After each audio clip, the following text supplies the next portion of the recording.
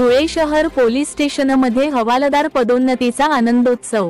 धुळे दिनांक जानेवारी 29। धुळे शहर पोलीस स्टेशनमध्ये आनंदाचे वातावरण निर्माण झाले, जेव्हा हवालदार पदोन्नती मिळालेल्या हेड कॉन्स्टेबल अधिकाऱ्यांचा सन्मान करण्यात आला। या विशेष प्रसंगी पोलीस निरीक्षक श्री दीपक पाटील साहेब यांनी त्यांना खांद्यावर फीत लावून गौरव केला व पेढे भरवून अभिनंदन केले। या सन्मान सोहळ्यात पोलीस विभागातील अधिकारी व कर्मचारी वर्ग उपस्थित होते। तसेच नव्याने हवालदार पदावर पदोन्नती मिळवलेल्या अधिकाऱ्यांचे वडील श्री उदयसिंग ठाकूर गुरुजी आबा यांच्यासह कुटुंबियांनीही या अभिमानाच्या क्षणाचा साक्षात्कार घेतला।